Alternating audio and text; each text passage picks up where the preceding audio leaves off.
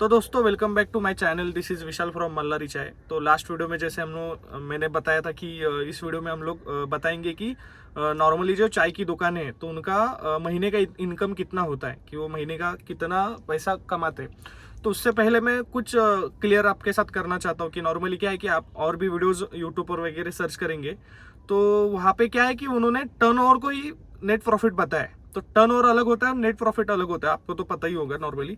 तो जो धंधा है वो बताते, लेकिन धंधा और घर पर आने वाला पैसा मतलब जो महीने का कमाता है उसमें फर्क होता है। जैसे फॉर एग्जांपल समझो भी मेरा 1,500 कप जा रहा है, तो 1,500 कप एक चाय जो है 10 रुपए की है, तो महीने दिन का मेरा धंधा हुआ 15,000 का, तो महीने का मेरा धंधा हुआ 4.5 लाख का। तो आप अगर ये कह रहे कि ये नहीं यार, ये अगर 4.5 लाख का धंधा महीने का कर रहा हूँ तो मैं 4.5 लाख रुपए कमा रहा हूँ, तो ऐसा नहीं होता। तो उसमें फर्क होता है कि जैसा भी समझो 4.5 लाख है, 10 रुपए की मैं चाय जब बेच रहा हूँ तो उसमें से 5 रुपए तो मेरा खर्चा ही आता है ना। दूध, मसाला, गैस, जो फिक्स कॉस्ट है उसका तो खर्चा आता ही है। तो उसके बाद जब मैं 15,000 का धंधा करता हूँ तो मेरे 7,500 तो मेरा रोज का दूध का, मसाले का और गैस का खर्चा तो उधर ही चला गया। उसके बाद मेरे को बचा 7,500 महीने का, दिन का। तो उसमें भी मेरे को महीने का लाइट बिल देना है, इलेक्ट्रिसिटी बिल देना है, पानी बिल देना है, रेंट देना है। जो मेरे पास लड़के काम करते हैं तो उनको मेरे को सैलरी भी देना है, उनका खाने पीने का खर्चा होता है।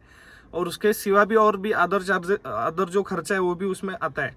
तो वो सब चीज़ें पकड़ कर अगर 1,500 कप मेरा जा रहा है तो 1,500 कप में से मैं एक 1.5 के आसपास में कमा सकता हूँ। लेकिन कोई अगर आपको बताएगा कि अगर इसका 15,000 धंधा है तो वो 4.5 लाख रुपए कमाते हैं, तो वैसा नहीं होता।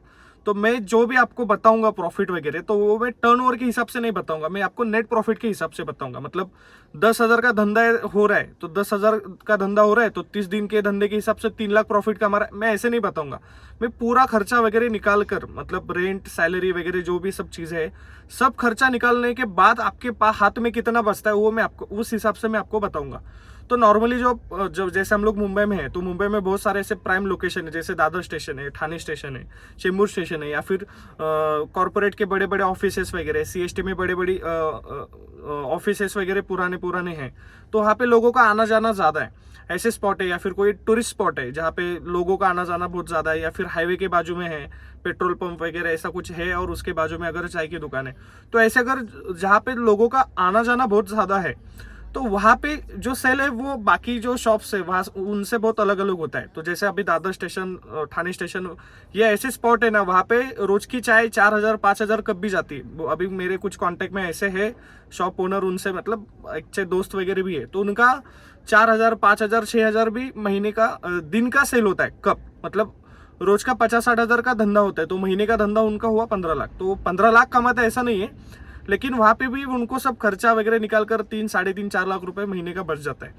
तो लेकिन आप अगर पकड़ेंगे कि अगर वो शॉप का 4 लाख रुपए मेरा इनकम है तो मैं मेरे सिटी में यहाँ पे ऐसे ऐसी जगह पर डालूंगा तो मेरा भी उतना इनकम होगा, तो वैसा नहीं होता। तो लोकेशन वाइज आपके टेस्ट में कितना दम है, आपके जहाँ पे आपका लोकेशन है वहाँ पे कितना कंपटीशन है, लोगों का आना जाना कितना है, और वो कितने रुपए की आप चाय बेचते हैं, वो सब चीज़ें मैटर करती है।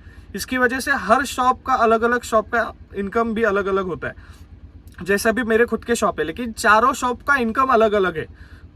मेरे अभी उसमें 4 में से एक शॉप ऐसा भी है जिसका इनकम बस मेरे को 30 के आसपास ही आ रहा है, और एक ऐसा भी शॉप है जिसका इनकम मेरे को 1,00,000 1,15,000 के ऊपर भी आ रहा है। तो इतना भी फर्क होता है। मेरे खुद के शॉप है, सब जगह पे सेम टेस्ट है, फिर भी इतना फर्क आता है क्योंकि कहाँ पे लोकेशन है, वहाँ पे सेल क्या है, वो सब चीज़ें मैटर करती है। अभी मैं बस आपको मोटा मोटी बताऊंगा कि जैसे अभी मेरे 64 ब्रांचेस है, तो उसमें से कितना कितना इनकम नॉर्मली है। तो जो 64 ब्रांचेस है उसमें से कुछ सिटी में है, फर्स्ट ईयर सिटी में है, सेकेंड ईयर सिटी में, या फिर कुछ कुछ तो गांव में है, मतलब गांव में जो तालुका लेवल का जो जगह होता है वैसे जगह पर भी मेरा कुछ कुछ शॉप है।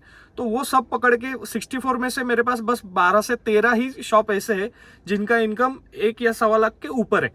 तो 10-15 हज़ार तो हर महीने ऊपर नीचे होता ही है जब आपका धंधे में है तो। लेकिन फिर भी 12-13 शॉप ऐसे हैं जिनका 1-1,15,000 के ऊपर ही हमेशा वो रहते हैं। बाकी जो 50 शॉप है उसमें से भी 30 ही शॉप ऐसे हैं जिनका इनकम 50-60-70 हज़ार, 50-60-70 हज़ार के आसपास उस रेंज में होता है। बाकी जो 20 शॉप है उनका इनकम, जिसको हम सी कैटेगरी वाले शॉप अभी कहते हैं, जो अभी धीरे धीरे ग्रो कर रहे हैं, तो उनका इनकम 30,000 के नीचे है, या फिर उसमें से कुछ कुछ शॉप बंद भी होते हुए हैं। जैसे मेरे खुद का भी लॉकडाउन के टाइम पे बंद हुआ था। तो वैसे शॉप हम सी कैटेगरी में पकड़ते हैं, क्योंकि एक्चुअली 25-30 हज़ार भी बहुत बढ़िया अमाउंट है, लेकिन जब आप धंधा करते हैं तो बाकी के कंपैरिजन में वो छोटा लगता है। जब और भी आपका शॉप का जब देखते हैं तो 30 हज़ार मेरे ख्याल से इतना कुछ ज़्यादा इनकम है नहीं मेरे ख्याल से। तो ये इस तरह से अलग अलग वेरी होता है। तो वो वेरी क्यों होता है, या फिर जो शॉप बंद भी पड़ते हैं, जैसे आपने देखा रहेगा धीरे धीरे कि जितने नई दुकानें खुल रहे हैं उससे उसमें से आधे से ज्यादा दुकान बंद भी हो रही है उतनी ही फास्ट।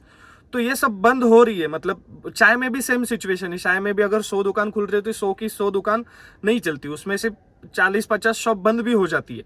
तो वो जो बंद होती है तो उसके पीछे क्या रीजन है? जैसे मेरे पास भी बंद हो, ऐसा नहीं कि मेरे शॉप नहीं बंद हो सकते, मेरे शॉप भी बंद होते हैं, लेकिन हम किन किन चीज़ों का पहले स्टडी करते हैं जिसकी वजह से हमारा लॉसेस होने का या फिर हम लोग का दुकान फ्लॉप होने के चांसेस बहुत कम हो जाते हैं।